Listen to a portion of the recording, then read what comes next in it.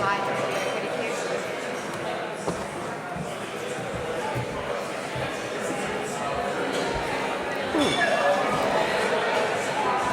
te iwi e hui nei, kia ora tātou, ki a karangatira e rere tonu ana ngā mihi nui ki a koutou. Kua hui hui mai nei e tēnei rā, ki tau toko e te kaupapa o te rā. Tēnei, te mihi nui, te mihi mahana ki a koutou.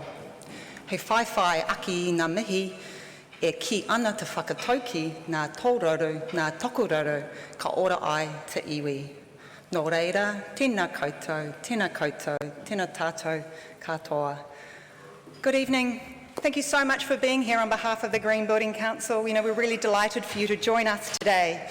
And I really want to thank Auckland Council and Auckland Conversations for wanting to collaborate with us and work with us to help celebrate Te Wiki o Te Hanana Tautaiao o Te Ao World Green Building Week with us.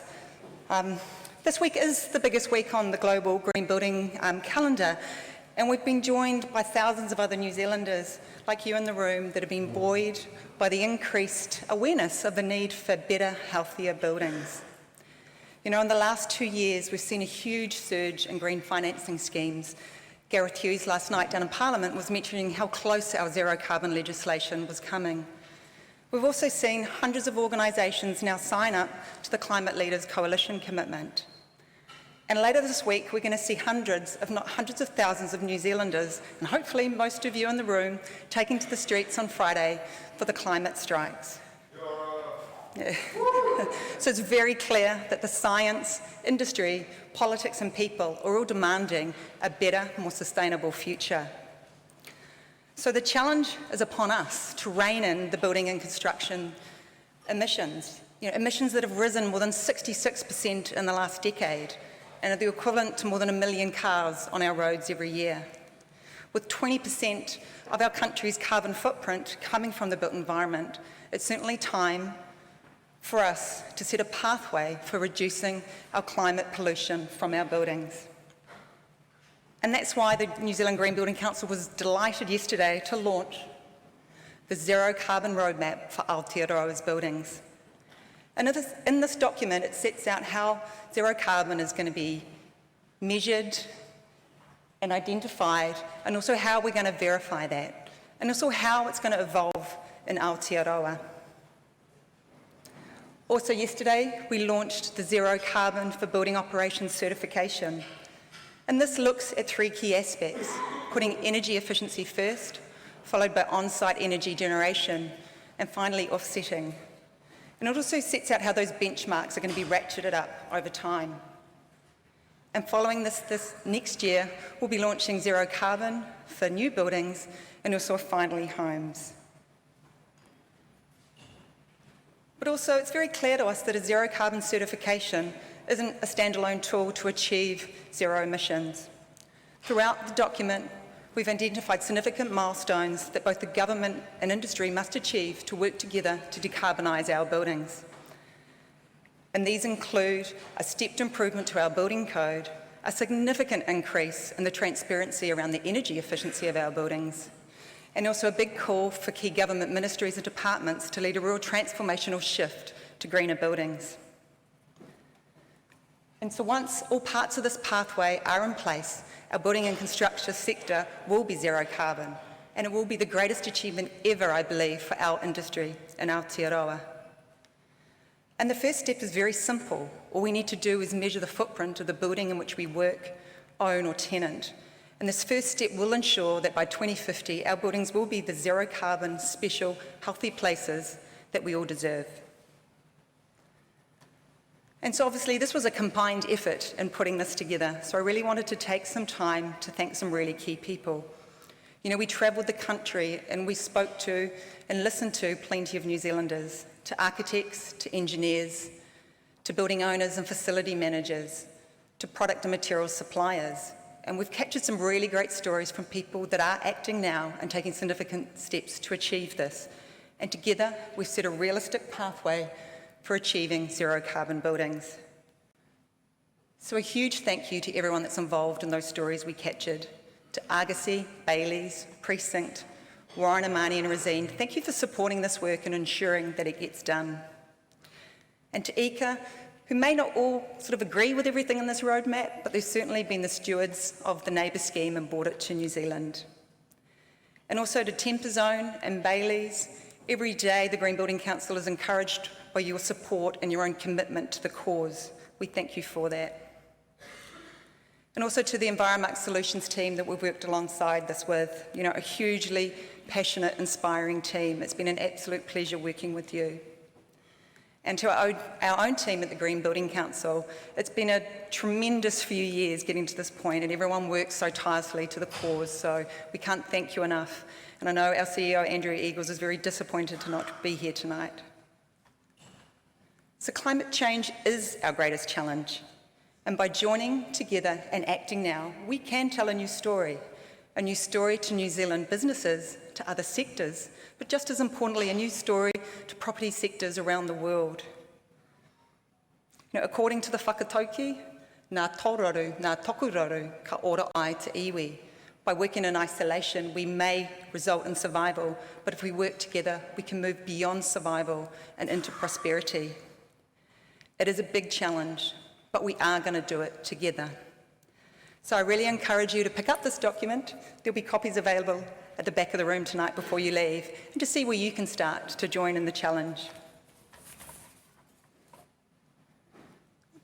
You don't want to see that? So this brings me to the rest of the evening. We identified that not all the solutions are going to be easy, and they may involve some really difficult challenges. But we have to accept these challenges and deploy solutions very quickly. And throughout this week, we've been debating various solutions. Last night, down in Wellington, looking at peak electricity demand.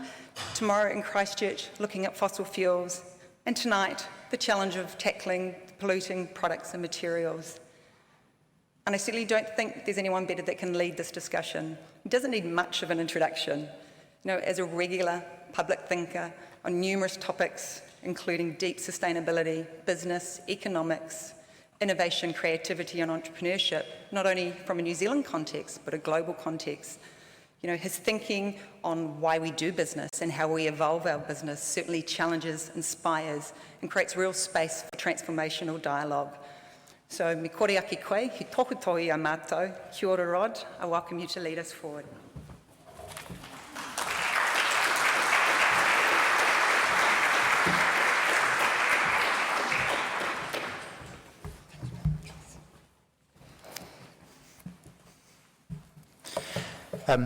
Kia ora tātou, good evening, and thank you very much for joining us for this evening's discussion about this particular topic, about tackling polluting materials and building products on our journey to a zero carbon economy. And also greetings to people who are joining us via live stream, and thank you very much for being with us virtually, and I'll explain in due course how you'll be able to get questions to us through Slido, and I'll come to that in a few moments. It is indeed, as Joe said, quite an extraordinary week around the world, being World Green Building Week. Needless to say, it was obviously perfectly timed for the UN's climate summit, which started yesterday in New York. And already very memorable moments from that. Our Prime Minister did a fine job laying out New Zealand's ambitions, where we have some strengths on these issues and where we have some needs. And the overwhelming appeal she made that we need to be able to share those ideas and trade products and technologies and the like around the world to make that happen. But of course, probably most memorable of all was the wonderful look that Greta Thunberg gave Donald Trump as he walked by, which I think should be wonderfully etched in all our minds. That he was there not to talk about climate, but to address a freedom of religion event that he had asked for and called for, is a rather difficult thing for me to try to unpack, and I won't even try. Our great opportunity, though, here in New Zealand is on our journey to a zero carbon economy over these few decades ahead to make substantial improvements and changes environmentally, economically, socially, and reinforce so many of our cultural values in all of this. And I just wanted to give particular thanks and pay tribute to for the New Zealand Green Building Council for its work over the years, but particularly for the roadmap just released yesterday. And for designing a whole week of events around the country, of which the panel discussion last night in Wellington, tonight here in Auckland, and tomorrow night in Christchurch are part of that. Last night we had a very good discussion about how to meet the peak demand for electricity through very big efficiency gains, but also making sure we do that through renewables as well.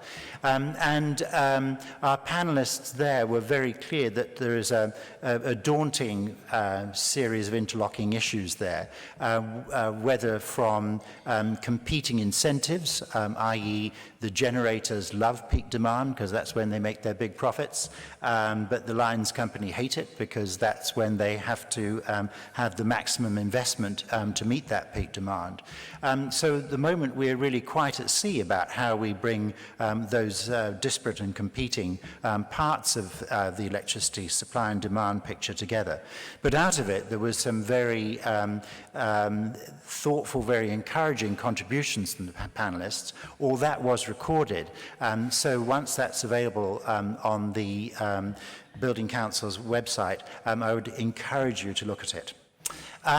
Now, in terms of tonight, a very simple format. I'm about to welcome up four terrific panelists, giving us four very different, but again, very complementary perspectives on the complicated issue we're discussing.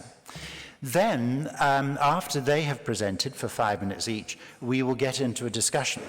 Now, because of the size of the sellout audience here, we won't have a chance to get microphones around to people who have got questions.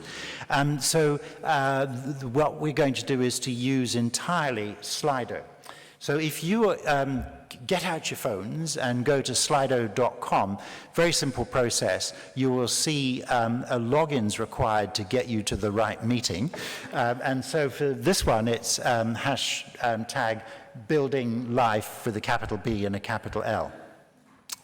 Then Joe and Lena will be likely moderating the questions coming in to sort of arrange them in a useful order for us up here to work our way through. But of course, please do be looking at the questions as they're coming through. They might spark a question, an additional question you might want to ask. But crucially, you can also upvote questions. And so that's a very big help to me to try to choose the questions which are most relevant to you to put to our panelists.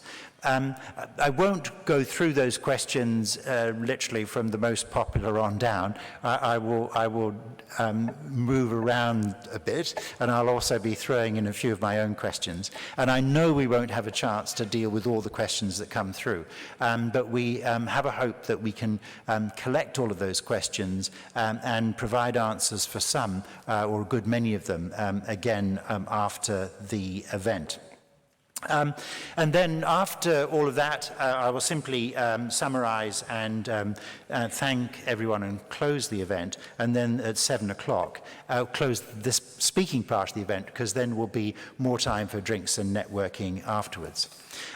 Just a little bit more housekeeping. I've got some additional thank yous in addition to all the sponsors that you see coming through on the screen, particularly Auckland Council, our Auckland Conversations partner, South Base Construction and Design partner, Resine, and all Auckland Conversation Programme supporters.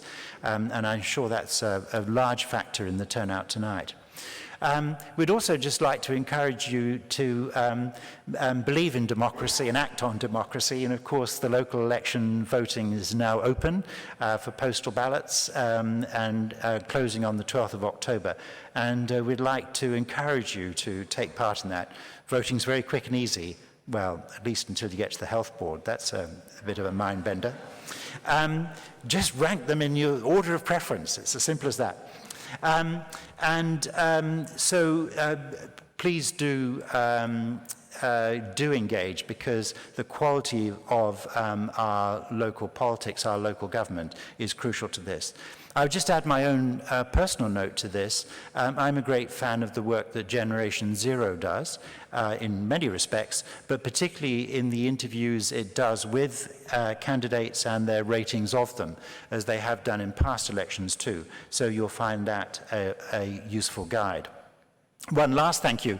I turned up on my bike just as I thought it was about to rain, and I was very delighted to see this canopy being put up outside by Bike Auckland. Hands up people who have availed themselves of the valet bike parking. Yeah, fantastic, yeah. Well, so thank you to Bike Auckland, in particular Fiona and Sean out there for that. A few health and safety things. Should there be the need for an evacuation, there will be an alarm sounded, so please just follow the instructions of the venue staff out through those exits at the back and assemble out in Aotea Square. Smoking, this is of course a non-smoking venue. If you need to smoke, please do that outside, but not near the bicycles. Sorry, it's strange juxtaposition. Bathrooms are located in the foyer by the internal staircase, and should anyone need first aid, there are first aid assistants amongst the venue staff. And so that's all the housekeeping, and now if I could welcome up our four panelists, and once they've got them all seated here, I'll introduce you to them. Come on up, all four of you, and then we will go straight into the presentations.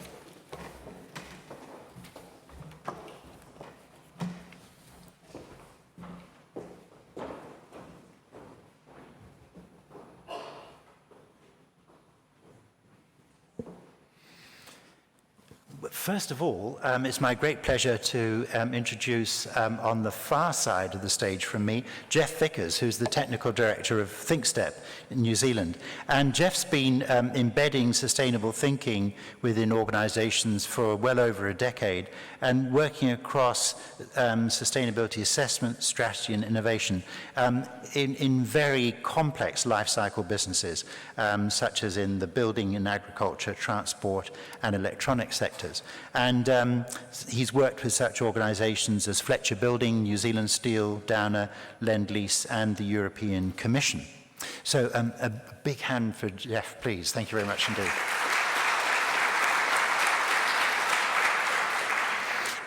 Next to Jeff is Helen Jenkins, who's General Manager of Sustainability at Fletcher Building. Helen's is a sustainability professional specializing in carbon reduction, particularly in infrastructure and the building materials sector, and as a very strong advocate for embedding carbon reduction initiatives within existing strategies.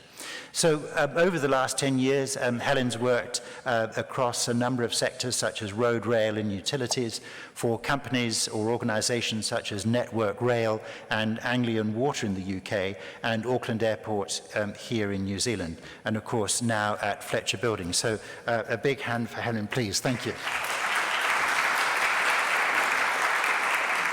And next to Helen is Sean McIsaac, who's the Director and Senior Building Enclosure Engineer at Oculus Architectural Engineering. So a specialist, of course, in enclosures, whether they be windows, walls and roofs of buildings of all types. Sean has very wide experience and that he has been putting to great use here in New Zealand since 2016. So a big hand for Sean, please. Thank you very much indeed. You might have spotted his t-shirt, Make Less CO2. I'm not sure it has quite the same ring as Make Peace Not War or Make Love Not War, but maybe we'll get there on our journey. Not tonight, it's a longer term project. And then next to Sean, it's my great pleasure to welcome Sally Gray, who at Auckland Council is the manager of Premium Building Consents. Sally came to building consents through managing the weathertight litigation issues for a very good few years, and and before that was an in-house legal counsel for several Auckland companies. So she's been very deeply involved in how much work it is to put things right after they've gone wrong. And I'm sure that very much shapes her thinking these days about how to build right from the very beginning. So a very big hand for Sally, please. Thank you very much indeed. So I'm going to hand straight over to Jeff. I'm going to nip into his seat rather than loiter by the door here. So over to you, Jeff. Thanks very much indeed. Thank you, Rob, for the kind introduction. Is this on? Yeah, great. So kia ora koutou. Tonight, I want to talk to you about a couple of public reports that we've recently released. So ThinkStep as an organisation works to help companies and other organisations succeed sustainably. And one of the key ways we do that through is trying to work out what matters. So we use a tool called life cycle assessment and materiality assessment to try and work out where some of the big hotspots are, and then to identify strategies to reduce them. So in the last sort of year and a half, we've released 2 public reports on the built environment. The first one was focused on quantifying kind of the significance of the built environment to the carbon footprint of New Zealand. And that's where you sometimes hear this 20% number being quoted. That comes from one of our early reports, and I'll kind of get to that in a moment. And the next report I want to talk about is one called Under Construction, which was released last month, and sort of demonstrates the potential for building products and building materials to be decarbonised, looking at it from a supply side. So I'm going to try and dance around a little bit while I talk. I hope it doesn't make any of you dizzy, but it gives me something to do with my feet. Okay, so what I want to do first is just sort of highlight some of the context for our work. So back in 2016, 2017, there were a series of reports released on New Zealand's carbon footprint at a national level. And there was one well-known one by the Royal Society, one by Globe New Zealand, and another one by the Productivity Commission, the first part of that being their issues paper. And those reports talked about the built environment, but because their focus was very much on what we produce as a nation, they were really focused on energy generation, for example, and this big, bold category of industry which produces all of our stuff, which goes into lots of different places. And so what those reports commonly said is that the built environment contributes sort of 2% or maybe 5% or maybe 8% of our carbon footprint, looking at energy only. But it was very focused on operational emissions. It didn't look at, and deliberately so, didn't look at the impact of making materials. Those emissions that we would refer to as embodied emissions or upfront emissions, those things that are typically hidden, involved in making the materials, whether that's steel or concrete, or the cement used to make the concrete, or the timber products that we use, or whatever it happens to be. So those embodied or upfront emissions are what we wanted to investigate in a bit more detail. And so in 2017, 2018, we started trying to quantify what those emissions were and separating them out from these big groups of, energy, industry, waste management. And so the first thing that you see here is, this is the kind of traditional view. This is New Zealand's greenhouse gas inventory. You can see a big number there for energy, and of that, about 5% of the total number comes from the built environment. But if you look at that in a different way, and you consider what we consume as individuals, not what we produce, so we also account for the carbon embodied in trade, the things that we import that we don't make, and that's across the board, not just in buildings, but also importing cars and textiles, for example, and the fact that we as New Zealanders and we as a nation are a net exporter of carbon through our agricultural products in particular, exporting dairy products, exporting beef and lamb, etc. Those products we export about 90% by value. So what happens when you look at things in terms of what we consume, where we've got an ability to change it as a consumer or as a business? Our carbon footprint as a nation shrinks. So you can see it goes from about 17 tonnes of carbon dioxide equivalent, a very sexy unit I know, down to 13 tonnes. And what you can see is a complete shift in how things sort of stack up. So all of a sudden, the built environment, rather than being this kind of token 5% within energy use, and then kind of some part of industry that we can't quantify, it becomes about 20% of our carbon footprint, because the whole carbon footprint shrinks, and we're focused more on what we're using. And if you break that down even further, where does that 20% come from? A big chunk of it is actually from materials. And I need to caveat that it's also the materials used in infrastructure. So it's infrastructure and buildings, but you can see these big numbers here, materials and also imported emissions in terms of things that we bring into this country that we don't make ourselves. And some of those things are professional services and things too. It's not just materials, but some of that is certainly the materials themselves. So what this shows is that in New Zealand, in our local context, embodied emissions, the upfront stuff, the stuff that's built into the buildings before you even get into them, those kind of hidden emissions, those matter in New Zealand. They really, really matter. And there, in this report, it was about 50%. In specific buildings, it's not that high. Maybe it's 30% or whatever. But the point is that they really matter in the New Zealand context because our energy mix is already quite clean. We've already decarbonised our energy mix to a large extent. It was already quite low carbon. We use a lot of hydro, a lot of wind, geothermal. We're a little bit unlike other countries who are still using a lot of fossil fuels to produce their electricity. And so that makes the New Zealand context a bit different, and it means we're a little bit further ahead on the embodied emissions game, because for us, it's more relevant already right now. And importantly, those emissions are being emitted now, whereas the emissions across the building's life are being emitted over a whole period of time. The building might last 60 years or 90 years, whereas the embodied emissions are mostly happening now when the thing gets built. And so what can we do about it? Well, we looked at another piece of work that we released last month. It's titled Under Construction, and we showed that we can reduce those emissions by 40% by 2050 by producing our building materials in a smarter way.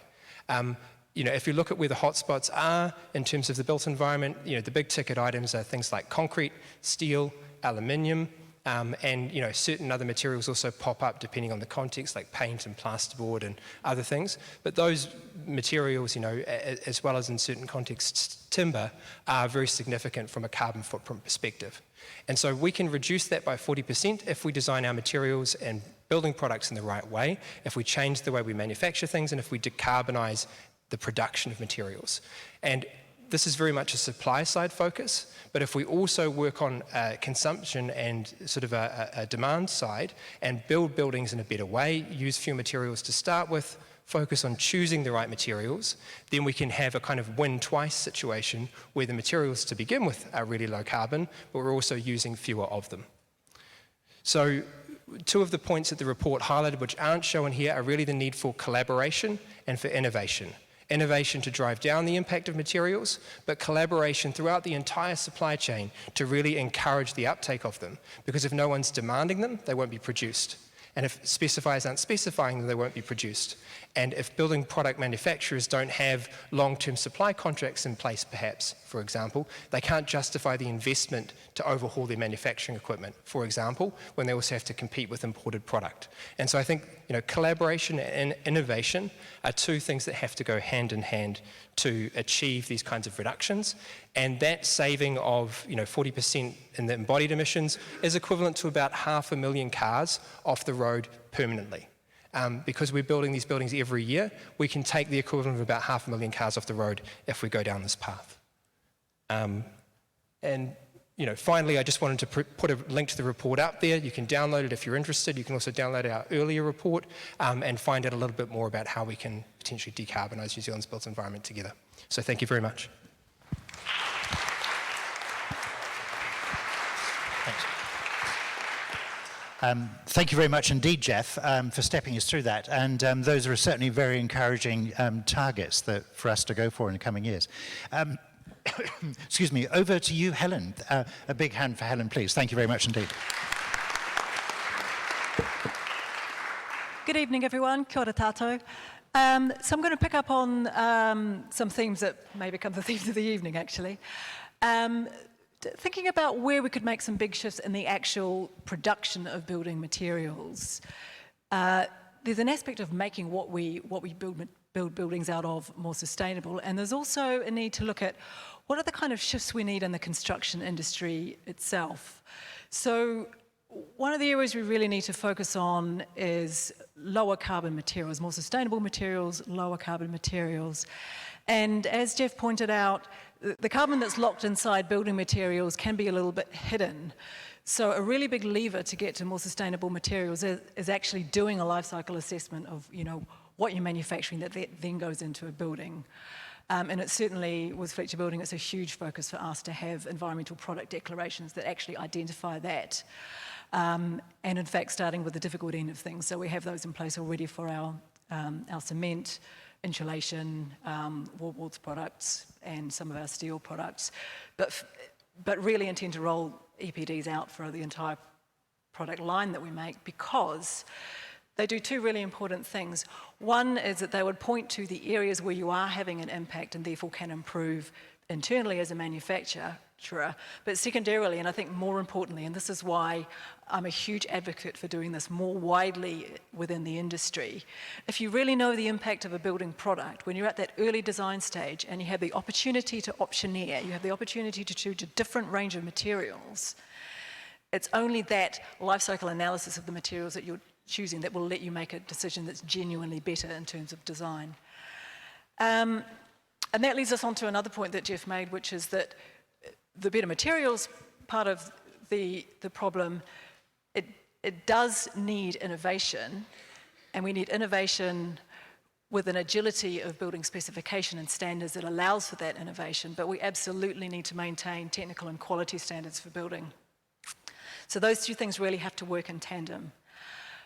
Also, in terms of the kinds of shifts that could be made in the wider industry, there's another part of the puzzle that fits into better materials and better design, which is looking at doing more design up front, so more 3D design, designing something in the virtual world before you design it in the real world.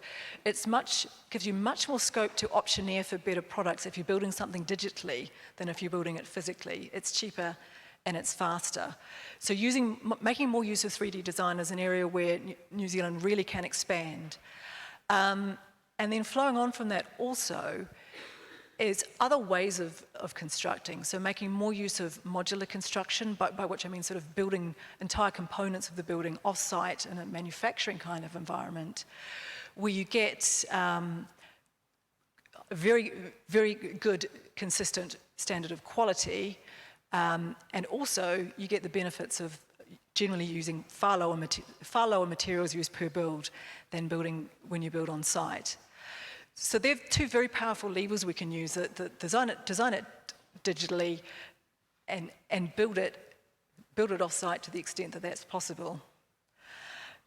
But all of those parts of the picture, so having better and more sustainable, lower carbon materials, having smarter design, more optioneered design, and then making more use of the most recent construction materials, that really requires collaboration across the whole of the construction industry, designers and specifiers and constructors and end clients. And it's really that I guess that shared vision, those shared targets, and the collaboration that is what we need to make the shift that we all want to see, and actually to get the outcomes that we all want to see, to get our 40% by 2050. So I guess we're here because, as an organisation, and I'm here personally because I'm very excited by the opportunity to be part of that shift. As some of you will know, we're in the process of getting our science-based target verified. That's a 30% reduction by 2030, a 50% reduction by 2050. And also very core to what we want to do as a building products company is look at the life cycle analysis of what we sell. So try and be part of that collaboration and part of that journey.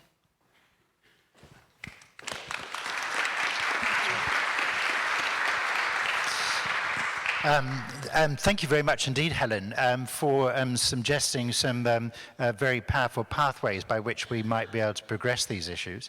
And now I hand over to Sean. A very big hand for Sean, please. Thank you very much indeed. Hi, everyone. Hi, people at home. I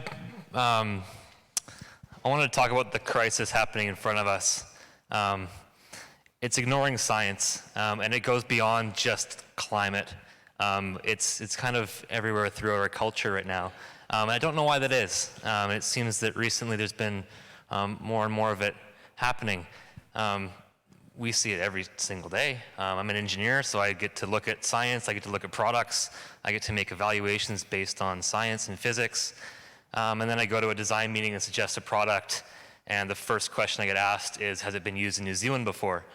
I don't really understand why that happens. I think it's a fear. I think it's a little bit of trying to direct blame elsewhere. It's trying to keep your hands off of the pie, so to speak. But I think if we don't stop that kind of mentality, we're just going to be stuck where we're at. We've got scientists telling us we need to. You're not a scientist, Jeff, are you? Yeah, so Jeff's got some scientists that work for him probably. They're telling us we need lower carbon products. We need to build with less carbon. We've got Helen's companies building lower carbon products. We've got those to use. Then I've got to go and convince Auckland Council that that new product that we've got is going to be fit for purpose, maybe for the first time it's ever been used before. So until we start to change this mentality of questioning things, it has to have 10 years of track record to be used, we're just going to be stuck doing the same thing we've been doing for the last few decades. We've got a wonderful research branch, actually. Brands does some amazing science and research. And for as much flack as I give them, they actually do have a lot of really good things coming out of there. The really big problem is it's been around for 30 years, and a lot of the research is a footnote at the bottom of a policy paper that happens 20 years later. So I think we need to start listening to the science. We need to start looking for solutions that have track records from overseas that we can borrow. We need to start adopting those ideas. This is not a very big country, guys. I come from Canada, so it's not a very big country. Lovely country, I love it. But if we're going to do this in a rapid, sustainable fashion, very, very quickly, we've got things we can borrow, we can bring in, and then people like myself that can evaluate it and explain it to council and get building consents. That's all I had to open with. I'm looking forward to questions from everyone. I see there's lots of questions coming in, so thank you very much.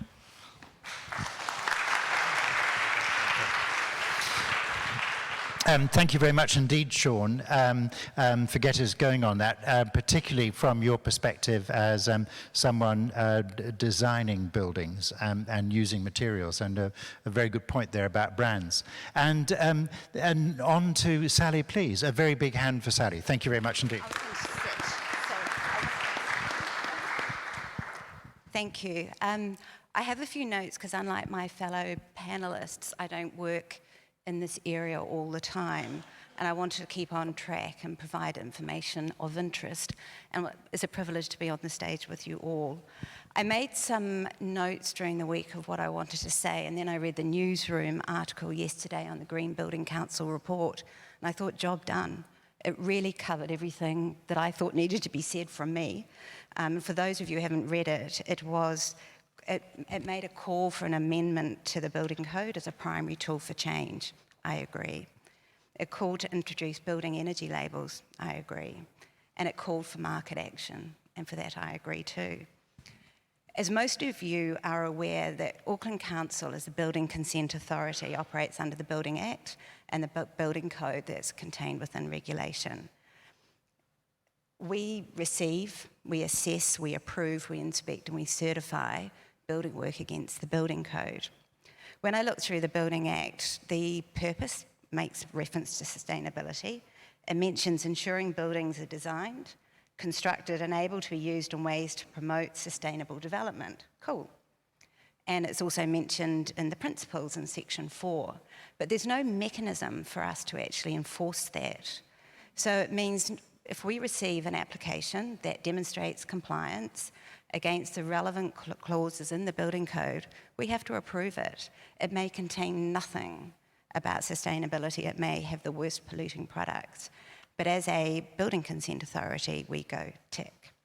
So I think if we want to change, we have to change those regulatory settings. From a synchronicity of timing, earlier this year, MB released a consultation paper that covered 5 key areas of building reform.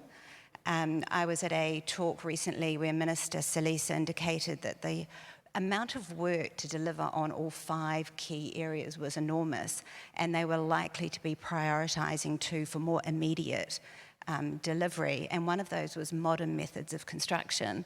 So I could see some real synchronicity in what we all want to see happen. When I read through both the consultation paper and the feedback summary, there's not a lot around sustainability, to be honest. It's very much focused on durability and safety.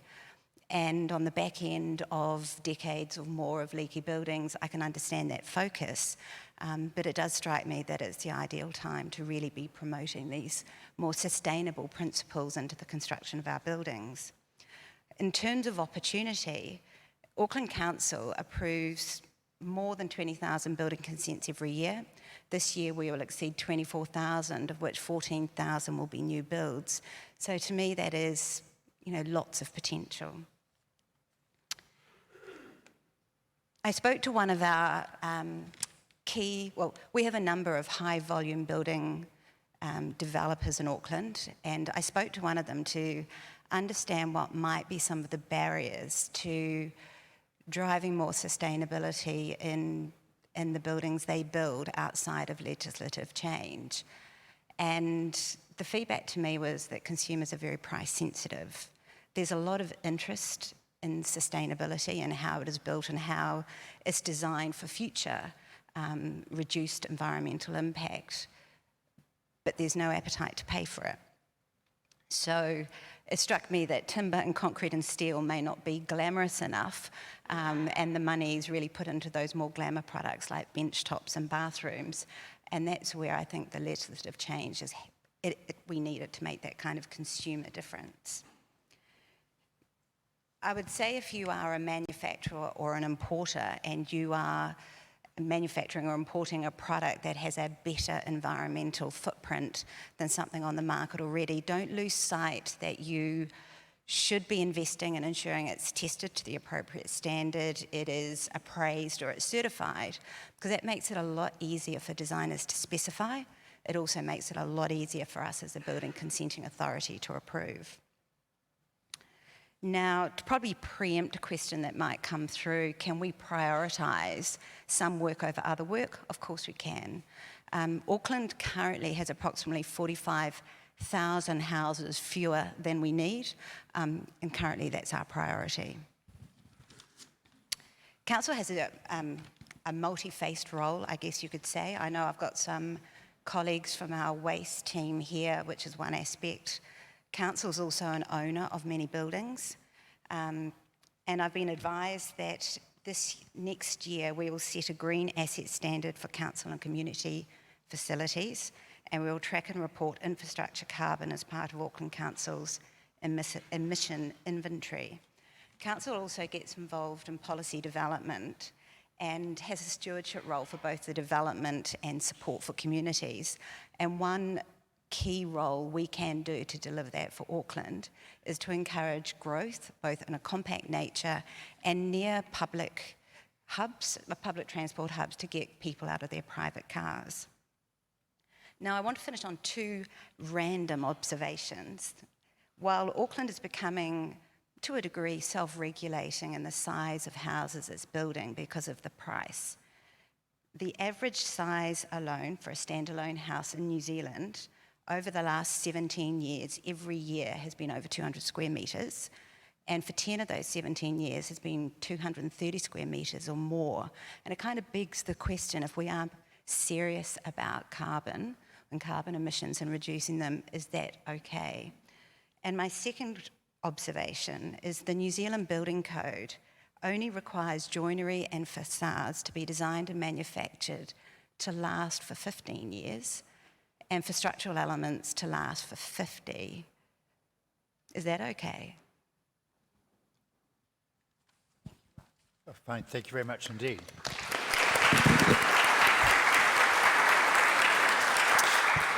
Thank you for making some very pertinent judgments and observations there, and putting out that incredibly important point at the end there about the very short time frame that we are designed and building or creating products for, that whether it be 15 years or the 50 years for the structural elements. Let me just start actually at that point across the panel. Is there good evidence that shows the economic value of designing and buildings and creating products that have a longer life than we are currently tending to build in New Zealand? Any takers on that? You can ask Auckland Council what they think about that. Listen, if you build a building and have to rebuild it 10 years later, you're using twice the carbon. You're using twice the amount of money to build that thing again. And maybe you build it wrong the second time and you're rebuilding it the third time. The most sustainable thing you can do is build a building that lasts a long time. Yeah. Any other Jeff, from your perspective and the sort of analysis you do? Yeah, I don't know if I can always comment on a cost from a cost perspective, but certainly it seems that building it frequently would be very expensive. I mean, also from my experience as well is that if you design, say, a roofing material or a cladding material, particularly for a multi-story building, and you make that perform poorly, and so that it needs to be replaced regularly, health and safety regulation is the way it is now. It's actually incredibly expensive to go up there and replace a roof, for example, because you have to have all the scaffolding in place, all the cranes, everything set up. And it's a very expensive exercise. So certainly from a life cycle, environmental life cycle assessment perspective, it makes sense to design things that last. But certainly also I would say not to make them last necessarily indefinitely, because we know that buildings do get pulled down, so we don't want to make things that last too much longer than they need to last. So in the New Zealand context, a house typically lasts about 90 years and a commercial building about 60. So there's no point designing a commercial building that's going to last for 500 years, potentially, because it might not be fit for purpose and you've kind of over-engineered it as well. So I think there's a balance to find there, but I would say certainly 50 years for structural materials and 15 years for cladding is far below what our buildings are currently being turned over, the rate they're being turned over at. So that sounds very problematic from a, building perspective. Yeah. Off the top of the head, do any of you on the panel have any international perspective on that in terms of the sort of expectations in other countries about longevity of materials and structures? Any sense of that? Certainly not from the point of view of standards and specifications, but in both commercial building and infrastructure, there are two international movements which are relevant to this. One is design for deconstruction, which is, I would say, arguably not necessarily the place to start, but at least it's looking at the end of life fate of that building if it is rebuilt. But I think the other, and again, this is only a part of the question that we're asking, there's also a look at, particularly in terms of structural and foundational elements, the ability to test and reuse existing foundations. And this is in areas of the world where there's very, very dense urban environments, so it's not necessarily as relevant to New Zealand. But the thinking that rather than assuming you have to design everything, including the structural elements of a building from scratch, there's a movement to say, are there ways that you can incorporate testing, fit-for-purpose testing for those foundational elements and reuse them for another building that goes on top. I suppose one thing I would add that's a little bit further to Jeff's point is that I think it's certainly talking about the building fabric, absolutely longer design life seems advantageous. We generally, because of the efficiency of the systems within the building, there are potentially earlier breakpoints where it would make sense to upgrade those for energy efficiency reasons. Thank you.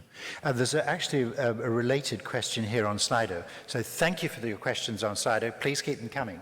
And the question is, should retrofitting old/historic buildings be given more carbon credits than building new with all new materials? With all due respect to the question of carbon credits is a problematic one. In terms of a mechanism for doing that, but the sense of the question, though, is a really important one, that should there be virtue rewarded for retrofitting and using existing buildings? I mean, from my perspective, there's certainly value in retrofit, but you don't want to go too far. There's always things that are more cost effective. It's very cost effective to do ceiling insulation, for example, and underfloor insulation in older buildings, whereas to do, wall insulation, you have to remove all the cladding and things first, or remove the internal wall coverings. And so I think it all depends on the type of building. I live in an old house built in 1904. I'm never going to make that as airtight as a new building. And so I want to stay in that house because I really like it, but at the same time, building new would actually give you much more opportunity to make that building much more airtight. You're just never going to achieve quite the same results with retrofit. So I think to an extent it makes sense to prioritise, but I think there has to be kind of cut-off points where you say this far is far enough. At least that's my perspective.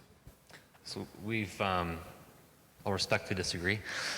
We've got some good examples of retrofits that have achieved Passive House standards, which have achieved very high levels of performance. When you look at the cost of, let's say you've got an existing window that you want to replace, if you look at the whole capital cost of that window, the payback period is very poor. However, if you're replacing that cladding or that window because of another reason, like it's a leaky building, your opportunity to go back with a higher performing product, you look at the incremental cost of going from a base building code product to something higher spec, that actually has a decent payback period. That's something we can actually calculate, and it's probably less than 10 years. So we've done a number of projects in Canada that have 7-year payback by spending 10, 20, 30% more during that retrofit process, and just being smarter about how we apply those products. So, right, exactly right though, just doing it for a pure energy perspective doesn't make a lot of sense, but to your point, when there is the opportunity to replace that element, going to the next level, it makes a lot of sense. And I would agree with that. If you're retrofitting anyway, put in the best stuff you can. You know, if you have to replace the cladding, put in the best insulation you can, because it costs very little and it has a massive difference. So I agree with that. Thanks.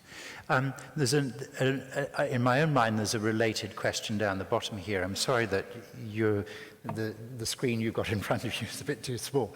But it's about incentives. That was looking at old buildings. But so this question is, will zero carbon buildings be given favourable treatment with council, i.e. free processing services to create incentives to the public to shift their choices? Is that a subject that's ever come up in discussions, Sally? We have many people who would quite like free building consents.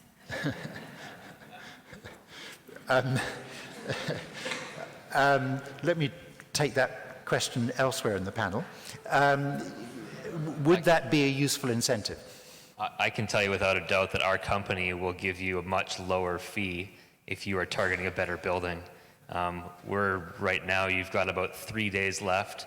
We're offering to do passive house certification on large projects for 50% of the fee we'd normally charge you. We've had a number of people jump on that option. It doesn't cost a lot less. So there are a number of designers, there are builders, there are engineers, there are people out there that if you are a client and you want to do something better, you will be rewarded for that in the fees. So I can't help council. They don't have much power either, but there are certainly people in the industry that are very interested in helping you. Thank you. Let me move on to some materials question. There was a very interesting one which has now dropped off the screen because at that point it only had 1 vote, but I'm going to go to it anyway. Oh, there it is. Oh, it's now got 8 votes. From Jerome. Firth concrete has lower embodied carbon than any other concrete globally. How can it reduce it more? Firth is a Fletcher company, isn't it? Can you tell us about that very low carbon concrete and how that happens? Yes, I won't dive into the technical details. I guess the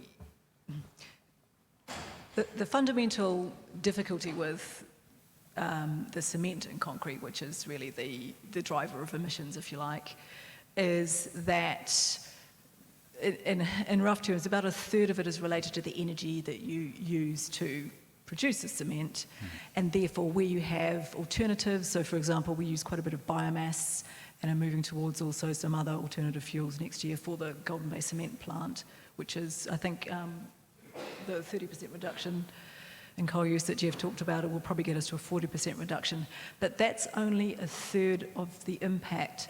The more difficult 2/3 is that inherent in the process of making cement, the chemical process itself generates carbon. So to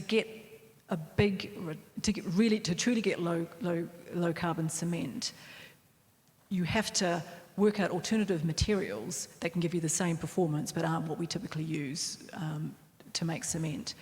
And that's a technical challenge. It's one, in fact, that we're putting huge amounts of research into at the moment. So the reason why locally manufactured cement in New Zealand has lower carbon is because of the energy part of the equation, and that's great. But you can only address 1/3 of the carbon emissions through that route, so you actually have to go further. You really have to look at the product. the chemistry of the product itself. So hopefully that wasn't too confusing an explanation. But it derives from using alternative energy mixes to. Can I just drill down a bit further in that, because I'm really interested in the Fletcher experience here. Do you want to venture a rough idea of time as to when that research might come to fruition? And does that give you an economic opportunity in terms of the technology to create a business out of that internationally? So how's this looking in technical and economic terms?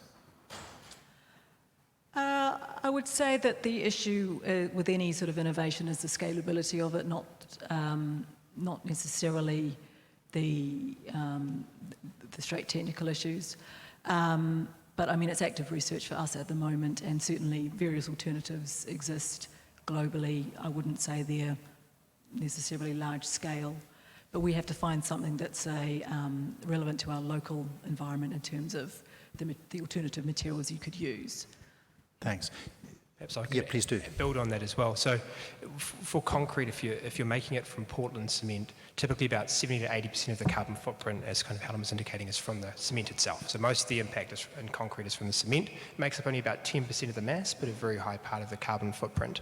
The key reason for Firth's low impact is because the Golden-based cement that they're using is substituted 30% of the coal for biomass, and then they're going to increase that significantly more by using tyres, which may not sound that green a fuel, but when you're substituting coal, tyres actually burn extremely well, and they also contain a portion of natural rubber, which can be considered carbon neutral. So, that's a good news story, but really if you want to bring down the impact of concrete further, you have to be looking at what are called supplementary cementitious materials, so getting the cement out, or at least some of the cement out. So you can actually have material, they're called geopolymer cements that have no actual Portland cement in them. They're made from waste products of the coal industry, for example, like fly ash, and waste products from the steel industry, ground granulated blast furnace slag. And so they use those materials and some additives to create a cement-free concrete. But in the New Zealand context, we have something quite unusual. We don't have a lot of fly ash because we don't have coal power stations. Our cement mill doesn't produce the right type of slag to use. What we do have, though, is an abundance of volcanic ash. And so we have the opportunity to substitute about 30% of our cement with volcanic ash from predominantly the Central North Island volcanic plateau. And that's already underway. So both Golden-based cement and HR cement in Tauranga are already actively exploring the technology. It's been used in the past to build some of our dams because it makes incredibly strong concrete. And I think for me, that's the greatest opportunity that we have in cement and concrete in New Zealand. And I think that will have a really significant, it'll reduce the carbon footprint by another sort of 25% at a concrete level. These are encouraging stories because a big dynamic in all of these enormous transformations to a zero carbon economy is the pushback from vested interests, i.e. People have a technology and they're trying to maximize their return on it for as long as possible. So across the panel, what's your sense of how our building material producers here in New Zealand are responding?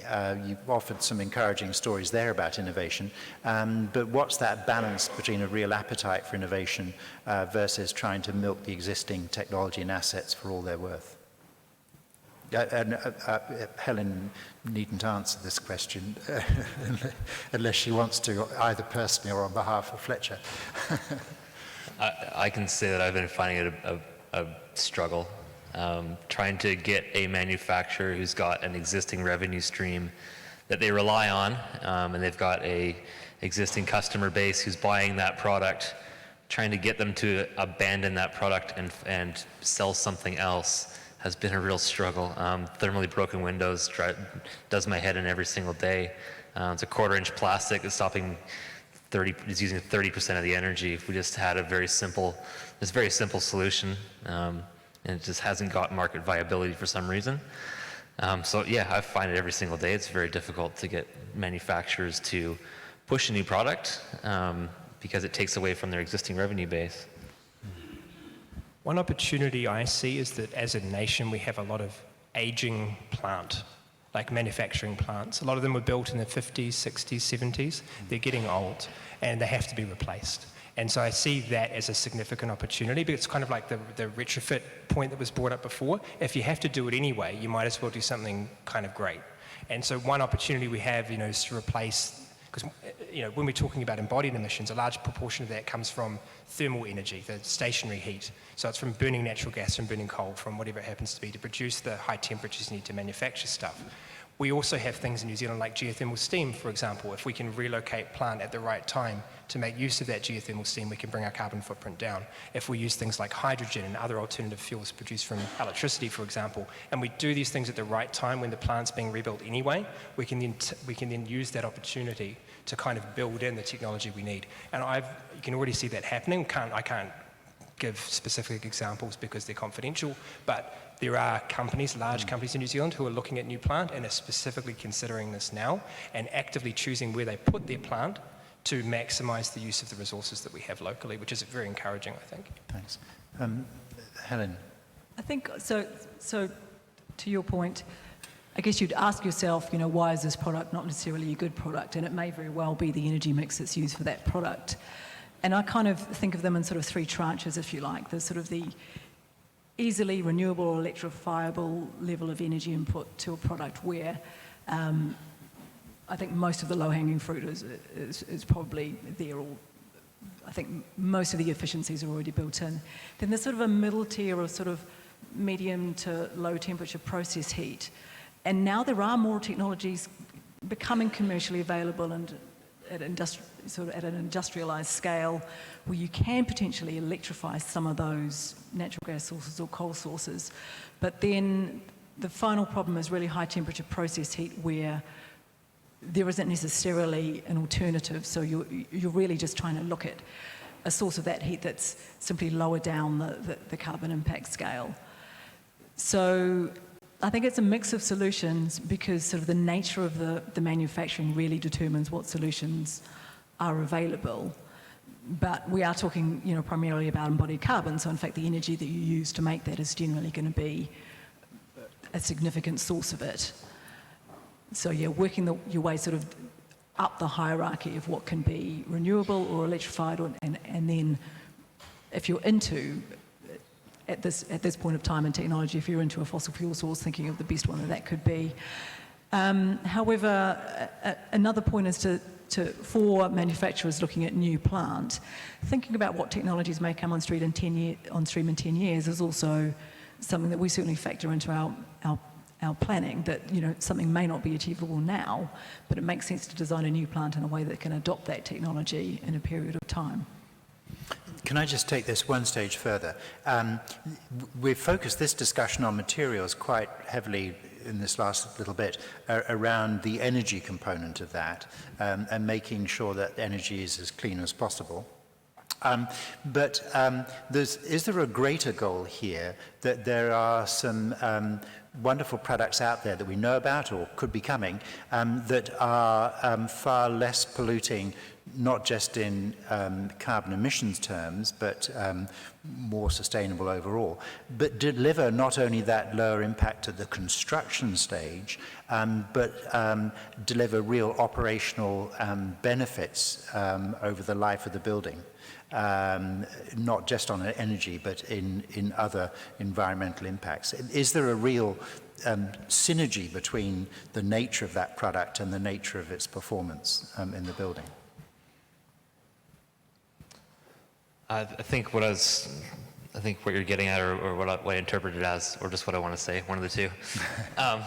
The earlier kind of question about how do we reduce concrete's carbon footprint further is stop using concrete.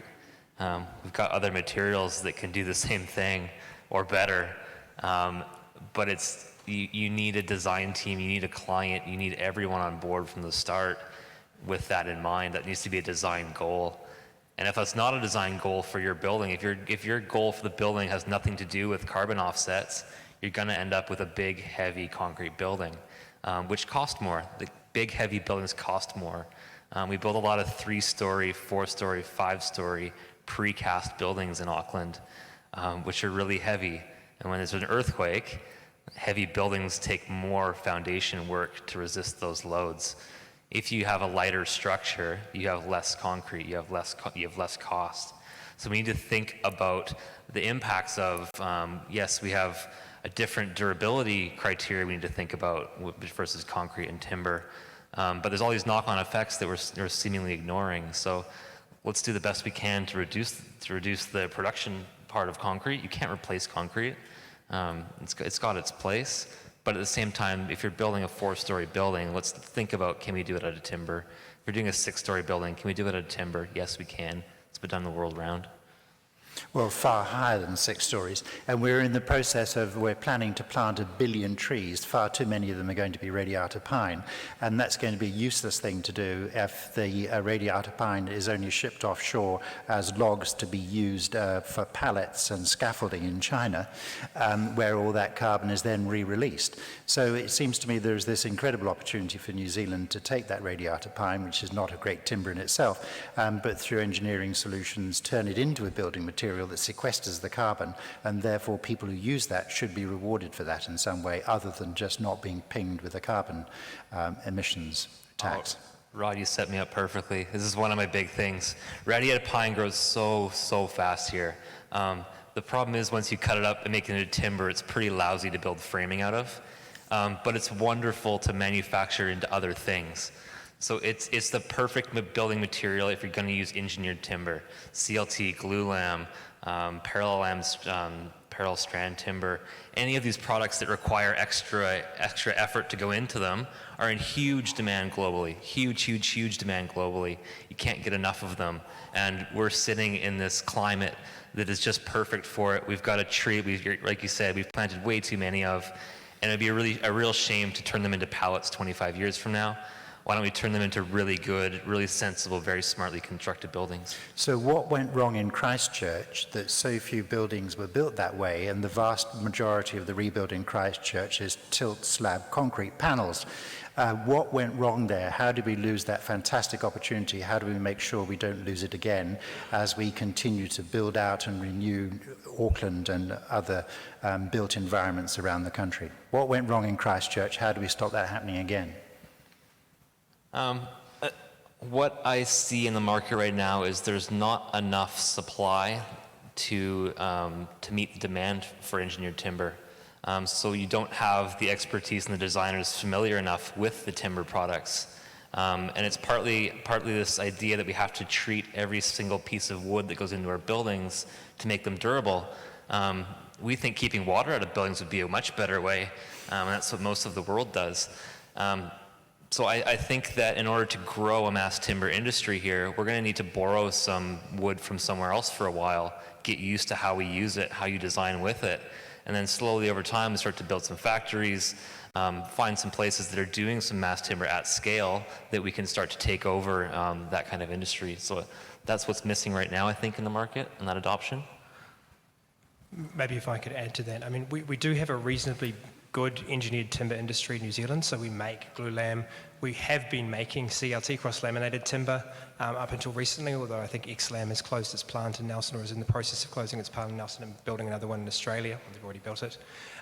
So, you know, those products are made here. We've got a very big engineered timber industry, and for those of you who are interested, the Wood Processors and Manufacturers Association will be releasing an environmental product declaration in the next week or so that will cover engineered timber. If you're interested in finding out the kind of impacts of that in the New Zealand context, it will cover all those products. My sort of thought to your question on Christchurch is that it's all about what people are familiar with.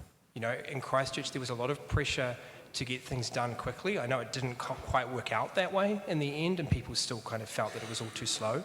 But I think they felt it would be even slower if we introduced new things that people weren't familiar with. And so I think that familiarity, the standardization, to the points made earlier around, you know, what's been properly fire tested and fire rated, you know, is it performing to the building code requirements? If it's a new product, has it been properly tested? What is the acoustic performance like? There are so many kind of open questions, and we don't have a lot of experience. That's slowing things down. We do a lot of work with Lend-Lease in Australia, who are building mid-rise timber buildings and looking at their life cycle performance. And I know from talking to them that it's sort of these building code type requirements, making sure that everything ticks all the boxes that's challenging, and they're actually having to import product from Austria and Europe because, it's gone through all the compliance testing, it's a more familiar product, even though there are things manufactured locally that they can't really use because it doesn't tick the boxes yet. So I think there's a bit of a learning curve there, and over the next few years, I think that learning curve will move up it quite quickly, and then you might start to see more sort of novel forms of construction, be it timber or other things. But sticking with the familiar or incremental shift that moves us slightly on from the familiar is a dreadful fate for not just in this, but across all of the enormous transitions and transformations we have to make. So how on earth do we get people beyond the familiar to help them innovate far faster and with greater confidence and greater success in building materials, so we can get some actually transformational change in this? How do we do that? Science. Innovation is science. It's the practical application of somebody who's come up with an idea, put it through some tests, come up with a product. That is innovation. It's science. It's coming up with an idea, testing it, and then building on other ideas from others. So back to my opening kind of statements, until we start trusting the science, innovation becomes very, very difficult. My feeling is that there will always be a sort of a lead time for innovation, though, in this context. You're building buildings that last 60 years or 90 years or 100 years. We've just come through the leaky building crisis. We can't afford another one. And so we have to be confident in what we're doing. But what we probably can do better from is learning from international experience, because something that's come up before, even when we were chatting as a group earlier, is this very sort of, has it been tested in New Zealand? Does it work in New Zealand? And yes, we do have some specific New Zealand conditions, geothermal, where, we've got to deal with seismic performance, we have to deal with the fact we're very coastal and that corrodes a lot of metals, et cetera, et cetera. There are some specific things, but we're not completely unique in the world in having those things either. And so I think we probably can learn a lot more from international experience. And one final thing that will help where it's appropriate is getting back to off-site construction. If you think about, if you build an entire building element or a component of a building, you can actually test the component, which gives you an ability perhaps to use more innovative materials, because in fact you're testing the performance of potentially an entire floor of a building, an entire structural element. So that may be a way to be more innovative with the materials, because in fact it's the performance of the element that gets tested, regardless of what it was constructed from. I think the challenge that we do see is that we have innovative ideas, we think we know how they work, but we can't actually explain it to council. So say, hey, this got used in Belgium and worked fantastic. We don't know why, but we like to use it in Auckland for this building. So you go to council and say, hey, we want to do this. It worked over here. And they say, that's fantastic, but we don't have the same building code. So that's the challenge, is the seat that I'm sitting in. There's not very many people that actually can translate what we want to do in new innovative products into a language that complies with the building code. I'm sure you see it all the time. Yeah. What would help you, Sally, in trying to connect up these drivers and these opportunities from a consents point of view? How do you bridge that gap with Sean? Sean tells us how to do it. I'm joking a little bit. We do have to assess both the design and the products and systems selected against the relevant clauses of the building code. If you can't tell us how that design is going to perform or that system is going to perform, we can't approve it. In the lower buildings, the under 10 metres, there's a lot of scope around the testing and the appraisals. In the higher buildings, often that information is extrapolated out into how it might perform, and I might receive, or my team might receive, a report from the likes of Sean using his science, looking at the evidence and the test data, and to tell us a very coherent story around how this particular design complies. But I think, and it might lead into some other people's thinking, how can we do this as quickly and as cheaply as possible? And I have to say, when I hear cheap and quick, it worries me about what about the quality. But we work on a time and attendance basis. So the more complete and quality your application is, where you're telling us the story very robustly and aligning it with the building code, the less time we spend on it. We spend a lot of time asking you for information. It either hasn't been supplied, or it's not clear, or it's very generic. It's not specific to your particular development. So all of that stuff provided to us up front really, really drives efficiency, and then it drives cost down. Thanks. The most popular question, I think, relates very well to this line of discussion we've been having. And the question from Peter is, it's all well and good setting targets for low carbon construction. What incentives or penalties are there for developers to build beyond New Zealand's minimum standards? I don't think currently at the moment there are. There's certainly not penalties. No, certainly not penalties. The big incentive by going beyond the building code, or not following the acceptable solution, actually thinking about what you're designing, is it's more likely your building is going to be pretty good and you won't end up in court. That's what we always tell people when we're designing a building is, if you're trying to follow a recipe for a single family home to build a 7-story apartment building, it's not going to turn out the way you think it is. We need to actually think about these things and come up with solutions that we know can work and we can prove. So to me, that's the big incentive, is if you spend a bit of extra time looking at better products, looking for more innovation, spending some more time in design, you're less likely to get sued. Jeff? I see very few incentives or penalties at the moment. I don't really see much happening in the New Zealand context, but I think there's huge opportunity in that as well, because we're starting from a low base. If you look internationally, you see government driving it through public buildings, for example. We will require that all new buildings, so in Germany and France and the UK, all new public buildings over a certain dollar value, €1 million or whatever, require green building certification. They require certain things around having environmental product declarations or embodied energy requirements or whatever it is. And you see that a lot more coming from government and sort of leading by example. You also see it from large corporates specifying they want green buildings, because that's where their new corporate head office is.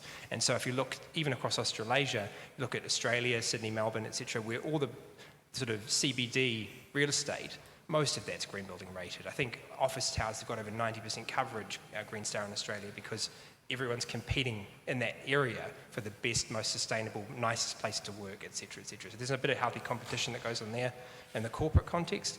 And I think in New Zealand we did have requirements, but some of them have gone away. So there was a requirement within building new schools. There was, I think, 8% historically allocated to green building, and I think that got kind of taken away, is my understanding of it. So there's been a bit of come and go, but there are probably opportunities with whatever Kiwi Build becomes, with large-scale building projects that we could do more.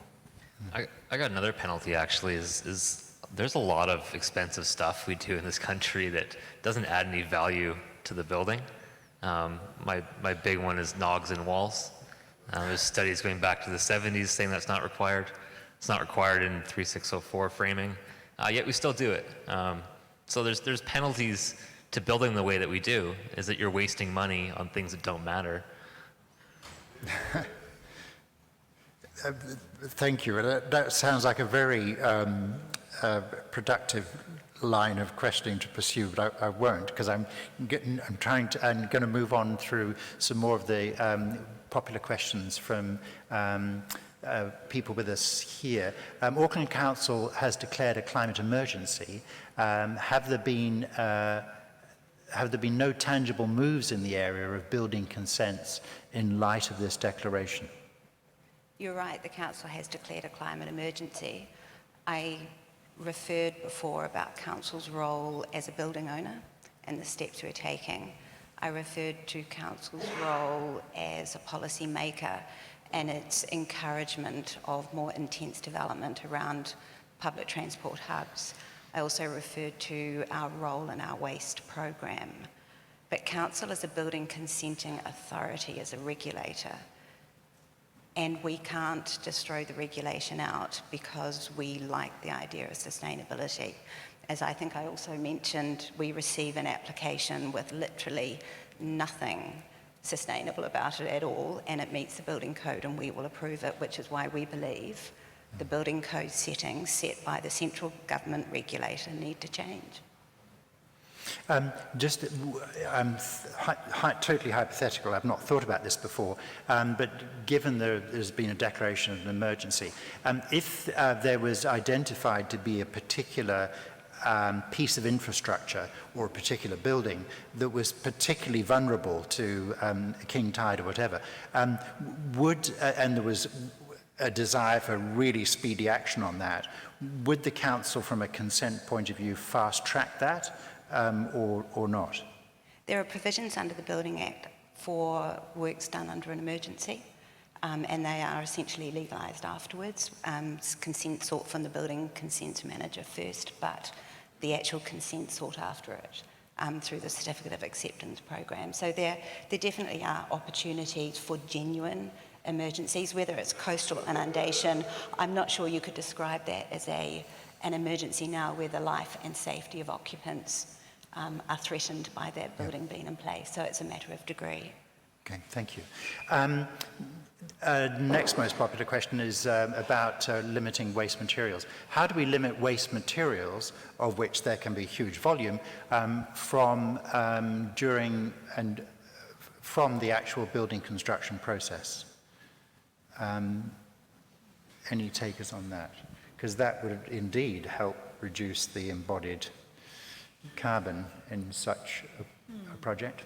It's certainly part of it, and to give you some really depressing news, New Zealand performs way below global good or best practice on construction waste.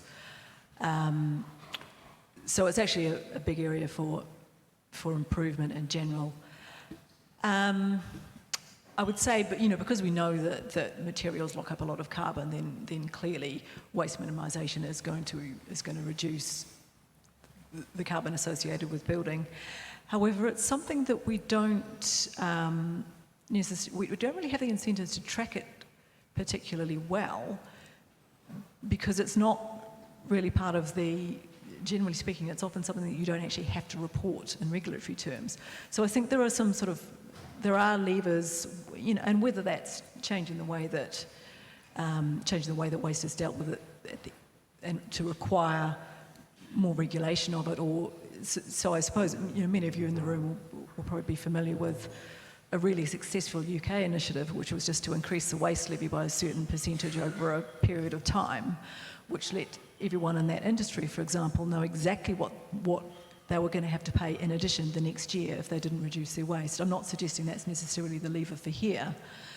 I'm more suggesting that we actually don't really have built-in incentives for waste minimisation. So those companies that are doing it and those waste providers that are doing it, many of them doing an excellent job, are really doing that from their own initiative. So I think recognising that it's part of the issue, recognising that there is an embodied carbon component of waste that we're just not seeing, is probably the first stage. But also looking at ourselves critically in the mirror and saying, we pride ourselves on our environmental ethos, and actually we are batting way below average on this particular issue. I think there's some opportunities in the modular space and the standardization of some typologies. We're definitely seeing a lot more people asking for products coming from the jib factory, for instance, to be made to the length that's required for the building, so that you don't have an offcut that goes to the waste. And a lot of the manufacturers will do these sorts of things for you. You just need to talk to them. Or it's understanding that if you order a sliding door wrench slider to 100 mils larger than something else, all of a sudden that creates a waste and something in the background. They have an offcut that they can't use. And so I think there's room in the industry overall to kind of come up with some standardization. Then we can start to say that, hey, we've got windows that are 200 millimeters is kind of the rough opening sizes we have. Then everyone in the industry can start to optimize their supply chains to deliver things in those increments of size. Right now we're ordering for windows is horrendous. We're ordering things to the 1/8 of an inch, which is 3, 4, 5, 6 millimeters. And those get measured on site. So the more we can start to push industry towards standardization, standard floor plans. Housing New Zealand is doing a great job with this on standardizing floor plans. So they have now got some typologies that they're going to roll out around the country. Now all these suppliers can start to gear up and say, hey, we've got this many windows to build of the same size. We can start ordering stuff to match those sizes. So that's a part of this. Thank you. Actually, Helen, there's a related question from somebody specifically to you. Does New Zealand have skills and capabilities to do modular build? Current examples are all shipped from overseas with cheap labour. Yes, we do. There's a change in thinking required. You sort of have to take your construction hat off and put your manufacturing hat on, because essentially that's what you're doing. You're manufacturing a very high quality product that performs in a certain way to a specification with the modular construction that we do, the investment we're making. The tolerances are incredibly tight, the accuracy and the quality is incredibly good. So we do actually have that skill set. Maybe when we think about it, we're not seeing the skills, because we have a strong manufacturing sector, so maybe we're not seeing that that ability to do it because we're looking at construction skills. However, one thing I would say in addition to that is, design to standard sizes, Sean's point, modular construction, tight tolerances, but there's a lot less bespoke work associated with that. It's faster to construct, so it actually unlocks a lot of capacity in the sector in and of itself. And I'm absolutely confident that it's a skill set that we can develop. Thank you. I'm pretty bullish still on KiwiBuild, despite all of its troubles in the early days. If you think about when government announced the policy of KiwiBuild, I don't want to dwell on KiwiBuild, but what it did is it set up a supply chain where a factory could, a company could make a business decision to set up a factory to do prefab, knowing that there was orders coming. But that's a 2 to 3 year timeline to set up a factory to actually deliver. So what we're seeing in the market now is, for the first time, these factories that are New Zealand based are now producing those buildings. Are now coming out of the factories. So the 1 and 2 year targets for KiwiBuild may or may not get there. But you look at the 3 year target, I think we're going to eclipse that, because we have these factories now starting to deliver at an incredible scale the country's never seen before. We do still need people to put them together on site. I think that it's not a huge leap from what you normally do. But it is a different way of thinking. You're not a carpenter anymore. You're an assembler. You're putting together a kit of parts on site. So yeah, I think it's coming very quickly, and we'll look back 5-10 years and wonder why we did it any other way.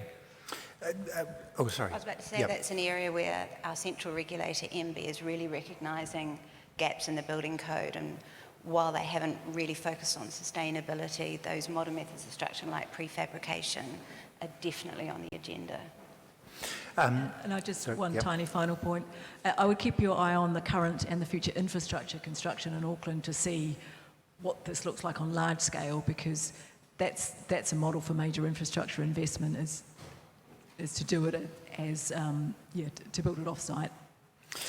So yeah, the CRLs and the Waterview tunnels, I would look at those examples. The disappearance of the Slido questions is my cue from the organisers that time is up. I will just answer briefly one question there, which was what defines a genuine emergency? In relation to councils declaring climate emergencies, I looked at the Civil Defence Act, and actually a climate emergency fits perfectly within the remit of the Civil Defence Act, because the Civil Defence Act is to cope with unprecedented and unexpected events that existing systems, i.e. business as usual, can't cope with. I think by any definition, current systems can't cope. It is not making material improvement in our chances of responding adequately to climate issues. So I would argue there is a real emergency here. Tonight we've only been looking at a very particular part, and it was a very good focus to have on the materials we use, and to some extent how we use them in our buildings. So a very big thank you to the panel, to Jeff, to Helen, to Sean, and to Sally. A big hand for them, please. Thanks very much indeed.